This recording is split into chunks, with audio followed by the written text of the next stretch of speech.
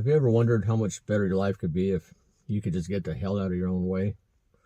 Well, I was thinking about something today that puts that all into perspective. And bear with me, because it will all make sense in the end.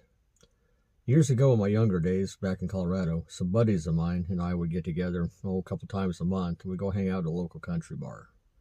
We'd drink beer, shoot pool, play darts, and, of course, check out all the pretty ladies. Of course, none of us could dance a lick.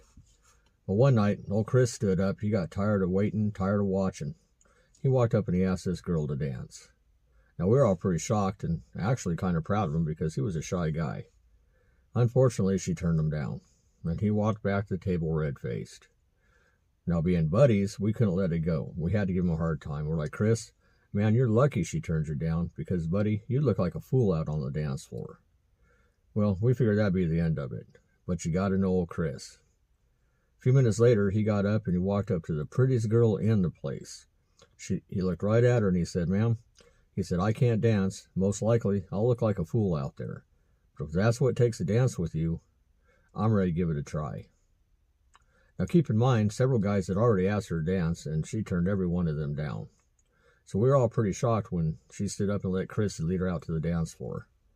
Well, old Chris, boy, he was awkward as hell, but he just kept dancing with a big old grin on his face.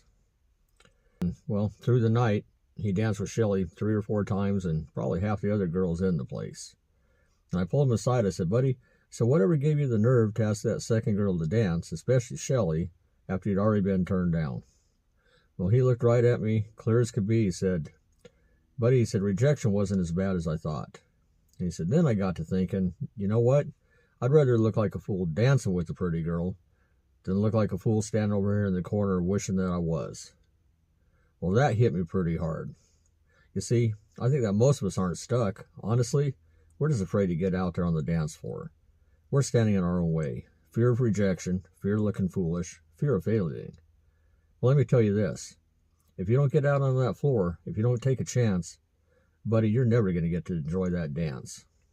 So let me ask you this. What's your pretty lady? Is it learning a new skill, going on a diet, fixing your finances, maybe starting a new business?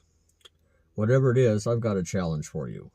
The thing that you keep avoiding, the thing that you think is going to make you look foolish, that you're afraid to try, afraid that you're going to fail, go ask it to dance. It might just say yes. So forge your life.